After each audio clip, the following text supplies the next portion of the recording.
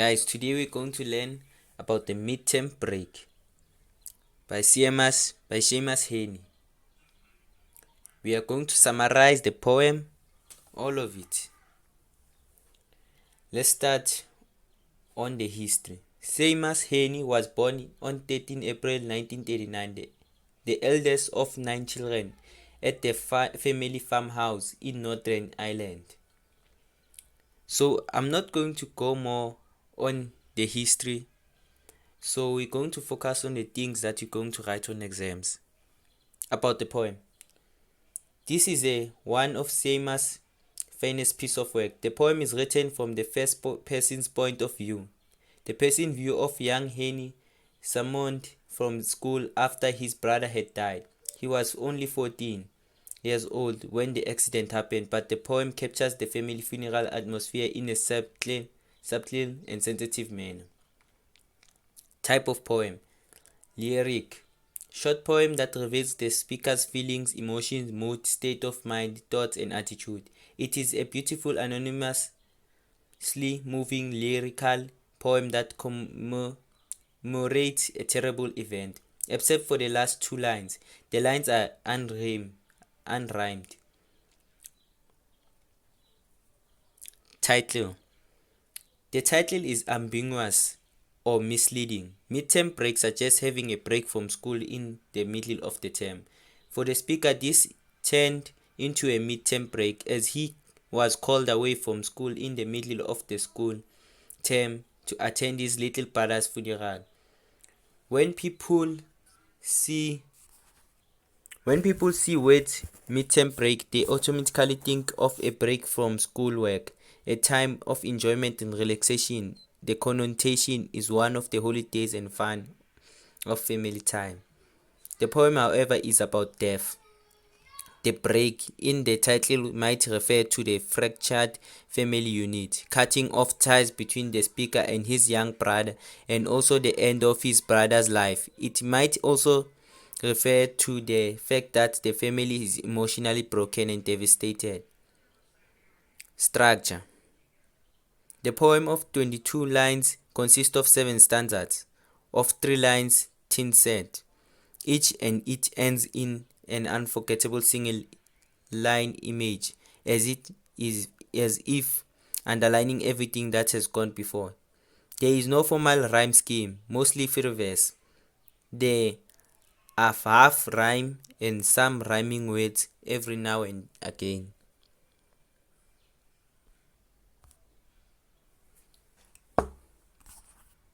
So guys, this might be long, but I will try to make it short. Themes. Coming to terms with grief, trauma, loss, death, childhood memories, how one is affected by them. Tone. It is sombre, sad, mournful, melancholy, communicating a sense of deep thinking and seriousness. It changes in the last 2 lines. The tone becomes calm and peaceful, shows uncertainty. There is a sense of fatalism too, a sense of being unable to change the reality of his brother's death. Stanza 1. Something serious seems to have happened as a boy is sitting in the sick bay, waiting to be picked up by his neighbors. As he is waiting, he counts the school bells that announce the ending of one class after the other. He remembers the exact time his neighbors drove him home that day. Line 1. First person narrator. There is a sense of isolation from his friends and family. Set rather than lie, emphasis that he is not okay. He has been isolated for another reason. Something bad has happened and he is waiting to be picked up by their neighbors. Set also emphasizes his inactivity.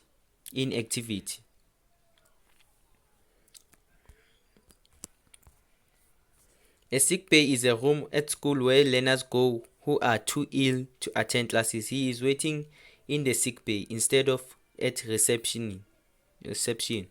His emphasis the unpleasantness of his mood or state of mind in the light of what awaited him at home.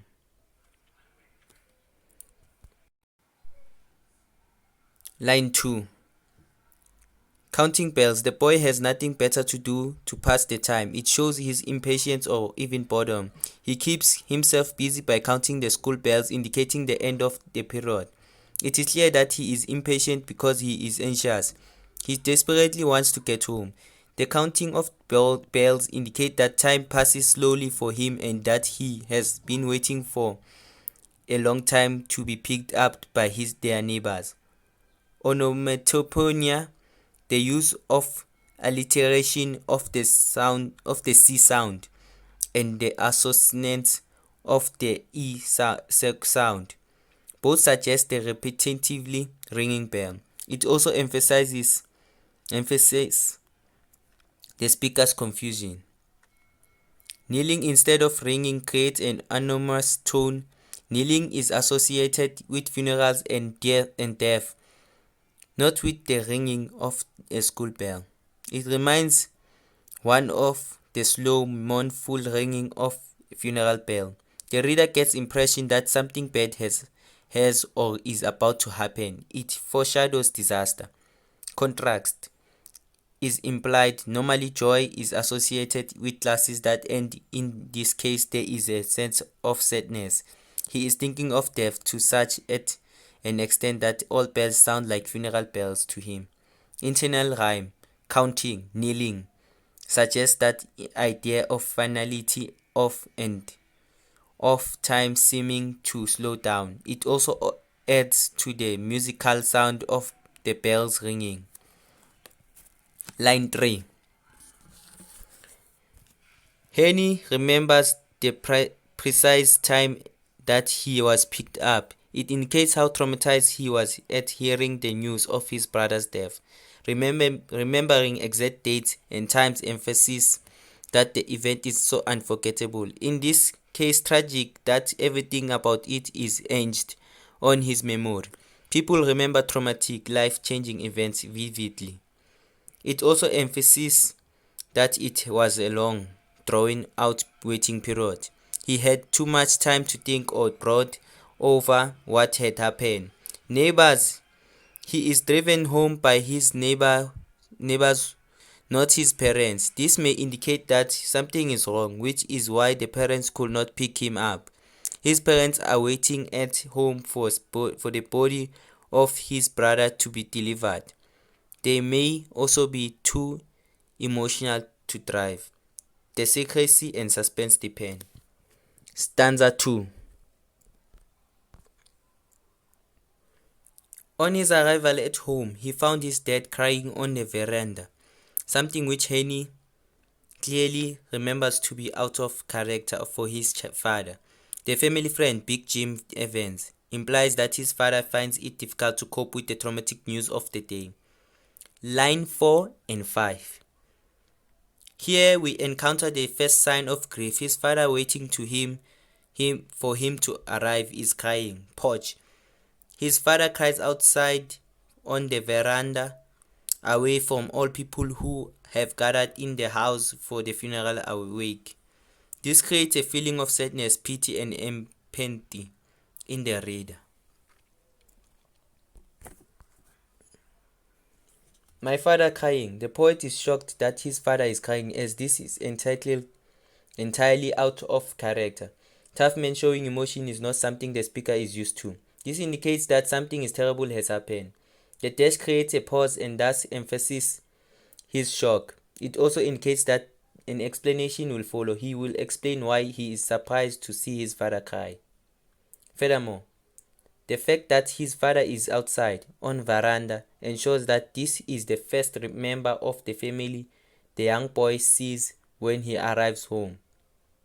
It effectively sets the trend for the confusion and heartache he will be exposed to. Taking funerals in his stride, he contrasts his father's unusual behavior here with the way he normally behaves. Usually his father is able to cope easily with funerals. He is never really emotionally affected. He usually is the one who to console other people, but clearly this is not the case here. This creates suspense. The reader will want to know what it is that is extraordinary that it results in his father's strange, out of character behavior. The fact that he is crying now suggests his death has affected him deeply. It has to be somebody very dear to him. This death must obviously be unnatural and intensely personal. Another dash is used to create a pause and thus emphasize his disbelief and confusion at the witnessing his father's odd behavior. It foreshadows that something really bad has happened, and it emphasizes that fact that his father is deeply touched by this tragedy. Line 6. And in addition to used to introduce an additional comment that will shed light on his father's strange behavior. Big Jim Evans, a nickname for a caring neighbor and family friend. He is present to support and comfort the family. This clearly a close-knit community.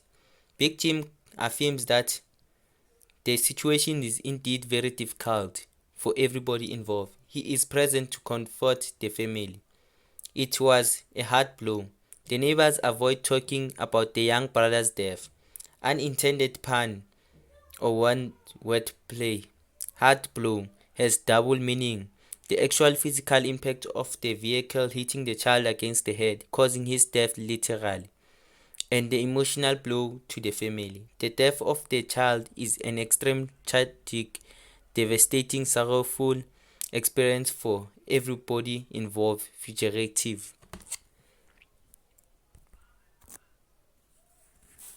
Stanza 3. Inside the house, the baby reacts happily on seeing him. The baby has no idea that has happened.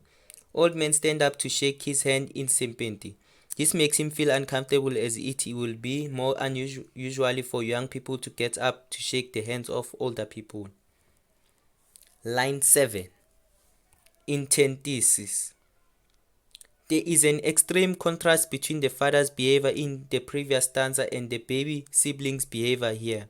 The father is sad and is crying while the baby is laughing and happy. This contrast emphasizes the sadness, caught, and laughed. The baby is too young to understand what has happened and why everyone is so depressed. He is the only one in the house who seems to be happy. He reacts with happiness, delight when his older brother enters. Onomatopoeia, chord. The soft murmuring sound the young baby makes in compared to chord sound made by dove. It is soothing sound associated with peace, serenity, and tranquility. A dove is a symbol of inner peace. Serenity, its voice soothes and quiets one's troubled thoughts and enables one to find peace of mind. Laughed. The baby seems to react to the entrance of his brother with joy. His innocence and the fact that he is unaware of the events and grief that reign in the house is in stark contrast to the gloomy atmosphere. It is successfully emphasizes the sadness even more. Rocked. The baby is so happy when he hears his brother's voice that he kicks and so vigorously that the pram shakes and sways. It emphasizes his delight at hearing and seeing his brother. Line 8 and 9. When I came in, the reason for the baby's reaction is given. He responds with joy when the older sibling returns home after being away at school. I was embarrassed. As the oldest child, he is treated like a mature member of the family, and that makes him feel uncomfortable or embarrassed, mainly because he is not used to it and is unsure about how to react to such treatment. Embarrassed depicts the emotion of the speaker. It is that last time in the poem that the speaker mentions his personal emotions. Part of success and power of this poem comes from the fact that the speaker never allows his own feelings to become focal points. Instead, he communicates the pain and shock of the death by focusing on the adult's response. The poem is not about him. It is about his brother and the pain of others, mainly his parents. Older men standing up to shake my hand. The reversal of the roles makes the speaker feel uncomfortable. Usually he is the one who has to stand up and shake their hands. Irish funerals feature a lot of queuing up to shake hands to express sympathy for the loss of life. Heaney, being a child, feels unsure how to react to such formality and respect shown to him. This profoundly sad death in the family is forcing the speaker to grow up, and he finds it extremely difficult and confusing, noticing the economy of words. The neighbors feel awkward and uncertain. They convey their sympathy through touch rather than through words. Stanza 4. The people sympathize with him for the loss of his young brother. He hears strangers being told that he is the eldest and is at boarding school. His mother takes his hand to console him but says nothing. Line 10. Euphemism. Sorry for my trouble. Rather than using the word death, the people refer to his loss as trouble. This indicates that it is difficult subject to talk about. Contrast or irony. Trouble is usually something that will pass, yet the grief of the relative that has died, especially the death of a young child, will not pass. Line 11, line 12. Line 11 and 12.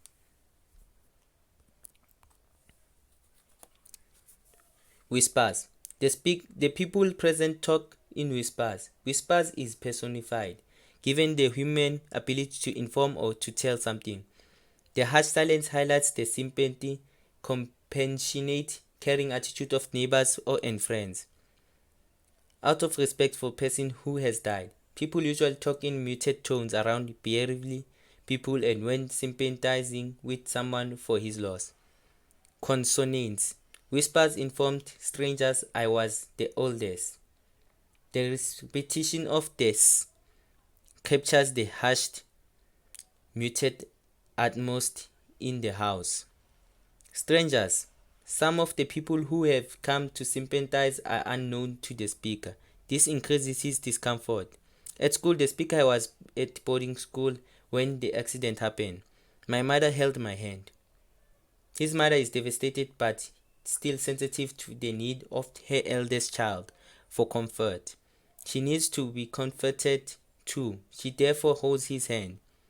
The H alliteration emphasizes the need for comfort, here shown by touch, not the economy of words. She does not say anything, just holds his hands. Stanza 5. The mother just says, angrily. She may be angry and sad about what has happened to her son. Later that night, the ambulance brings his brother's corpse home. There is to be awake, a funeral tradition associated with Ireland. It is a grieving method where people close to the deceased sit up through the night to share special memories of him or her, and it is also serves as a kind of celebration of his life. Line 13.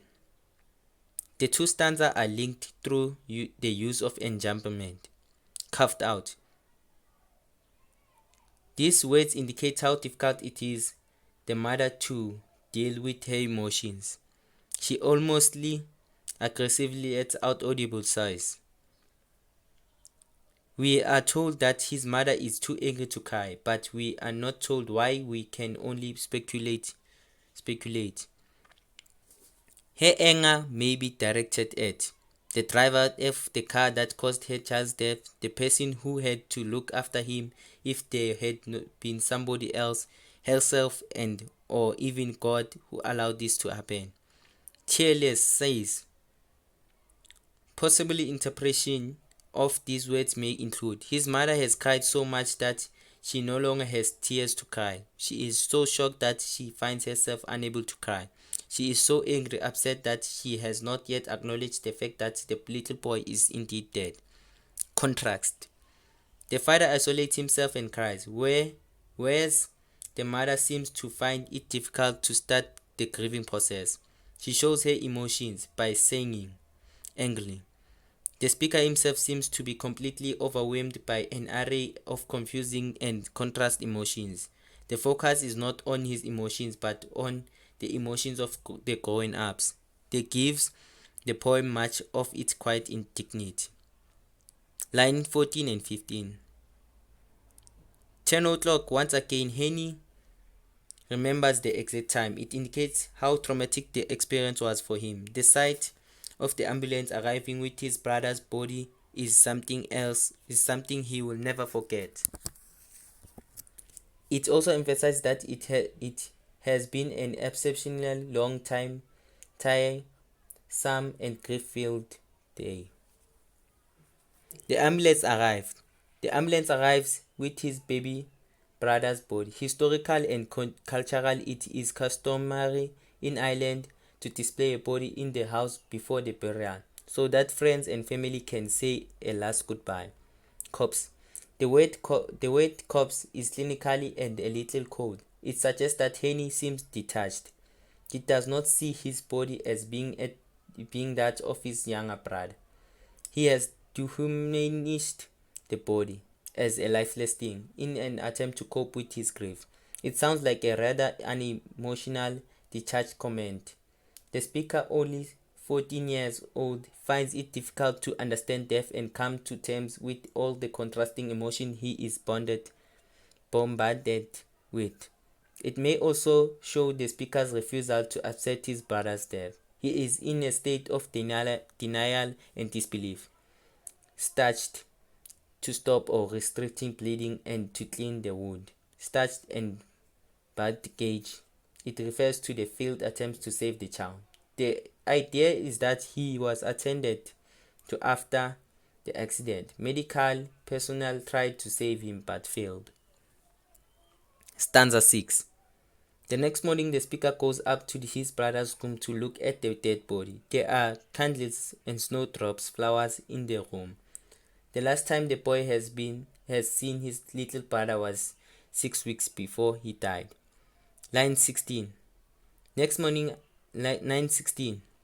Note: traditional awake takes place in house of the deceased with the body present. It is about the healing process for family and friends left behind. Wakes provide the environment for the tears and laughter and memories. These traditional events allow each individual to mourn in the way that heals his own pain, and to do it at atmosphere surrounded by others that love and mourn the deceased in their own way as well. The next morning, the speaker goes up alone to his brother's room. This is the place where his brother's body is laid out for viewing by the family friends. Mood: the speaker appears to be calm. There is, however, no direct reference to how he feels. He describes only what he sees. However, in this description, through the choice of words, we get a strong sense of the grief and loss he experiences. Snowdrops: there are small white fragile springing flowers with drops heads. These affectively symbolize sadness. Snowdrops are also regarded as symbols of innocence, hope, and rebirth. The first snowdrops of the season are a source of joy and celebration of new life and hope after a long winter. Even in the depths of darkness, they are reminders that life prevails. Example: they symbolize life after death. Being white, they also represent the purity and fragile of young child who died. Snowdrops are pale flowers. It witnesses that resembles the dead child's paleness. Snowdrops do not retain their flowers and their beauty for long. This corresponds with the short lifespans of the little boy. The dropping heads of snowdrops effectively symbolize sadness. Line 17 and 18. A peaceful effect is created by the white flowers and candles. It makes it appear that his brother is only sleeping. Candles are lit in times of death. They symbolize light in darkness, insignificant after life. They are symbols of joy and life-giving power. Soothe: to soothe means to calm and relieve a person's pain. There is a calm and relaxing atmosphere in the room. It is a place of peace and contrasts greatly with the busy and confusing scene the speaker walked into. Personification: while flowers and candles can soothe a person, they cannot soothe an inanimated, lifeless thing. The place besides the bed. Candles softens or eases the harshness of the viewing dead child. There is a peaceful and relaxing atmosphere in the room. What this description actually tells us is that the candles and flowers eased the pain the speaker was feeling as he stood beside the bed coffin. The calm mood is beautifully showing in the transferred impotent snowdrops and candles soothing the bedside. Literally, they soothe the young Heaney and allow him to start the grieving process. I saw him. The speaker appears to be calmer and refers to his brother as he or he and him. He no longer sees the body as a corpse, but acknowledges it as his brother he has last seen 6 weeks before. At first, he seems to detached from the tragic event. He does not cry like his father. He is not grief-stricken as his mother. First time in 6 weeks, there might be a sense of guilt as he realizes that things happen while you are away. He was away at boarding school and has not seen his brother in the last 6 weeks before his death. He at first does not seem to have to come to terms with the death of his brother. The use of him changes this. He seems to have come to grips with his brother's death. He now seems ready to face the reality of his brother's death. Pella, now. He still has a memory of his brother prior to the accident. It is an understatement. These words followed by a comma hang at the end of the stanza, causing a sad, poignant pause before the sentence continues to describe how little change in appearance the boy is, even in death. The only difference is the paler complexion and the smaller bruise on his left temple. Note: the alliteration of the S sound soft, hissing sounds, which emphasize the silence and peace.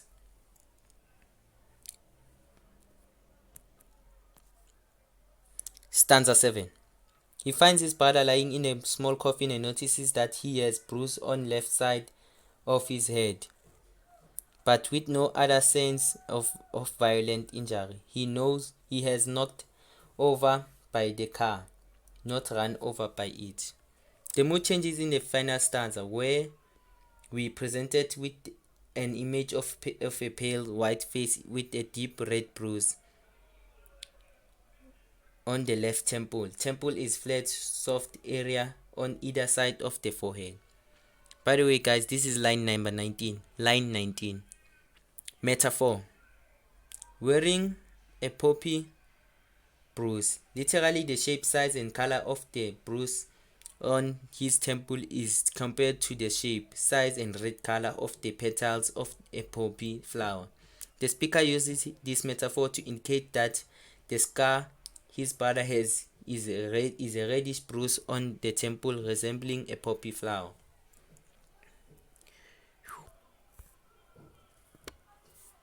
Poppy. Symbolize. Poppies have long been used as a symbol of death, remembrance, something of sleep too. A symbol of remembrance. This flower is a British emblem of remembrance, worn to remember and honor those who died in World War I. As a symbol of sleep, the opium extracted from the poppy flower is sedative and restful because sleep revitalizes one wakes up refreshed and recovered. Metaphor. Wearing a poppy bruise. The word wearing suggests that this injury seems almost unreal, as it is not part of his brother, as it is temporary and could be removed at any point, so that he could not be dead anymore. However, this was the injury that killed him, a violent blow to the left temple as he was hit by the car. Line 20 and 21. Euphemism. 4. Food box. The use of box rather than coffin. It is at the point that we become aware of the speaker's unbearable pain. We store things, not people, in boxes.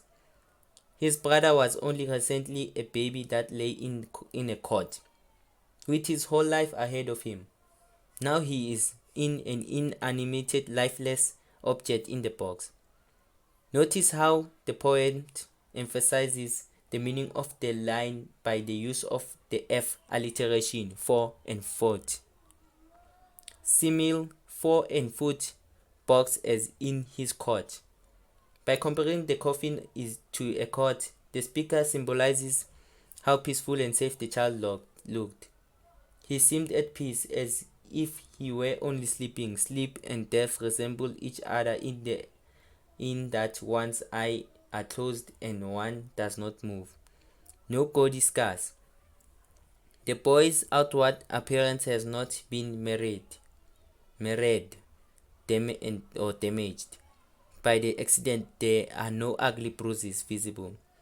The bumper knocked him clear. The car's bumper has hit the boy against his left temple, which caused his death. He was not run over by the car. Knocked him clear. It was sudden and unexpected death. Stanza 8. His brother was only in his fourth year of life. Line 22. The assonance F alliteration and the repetition of the word foot emphasizes the small size and youth of the boy. Life is short. The little boy was only 4 years old. This single line stanza given in isolation emphasizes the tragedy of the boy dying so young and the intensity of emotion at the loss of his brother. The speaker notices that the size of the coffin is approximately 4 feet long.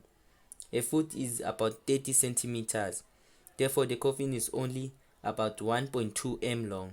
By mentioning the size of the coffin, the speaker emphasizes how tragic it is that this child has died at such a young age.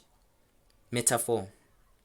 A 4-foot box. A foot for every year.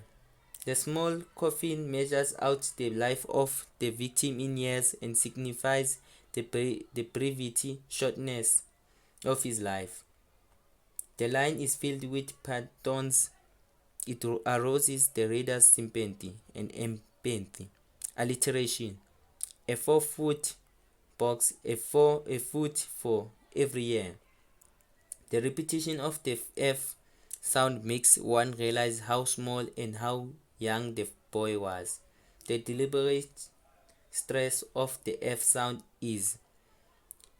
in the final line indicates that the speaker is justifiable, angry and bitter at the waste of life that has occurred. One can almost hear him hiss with anger. It as an onomatopoeia effect. Note: it is only in the final 2 lines of this poem that the poet uses full rhyme and thus gives the ending a sense of final emphasizing the theme of death, the tragic loss of life at such a young age. The last 2 lines thus seal off the poem, reminding us how unexpectedly death comes upon one. One can die at any time and at any age. The emphasis then moves to the challenging grieving process that must inevitably follow. So guys, this is the whole summary of the midterm break. It's the whole summary. I've summarized line by line. So guys, please don't forget to subscribe and like the video and share the video so that other learners could get the video.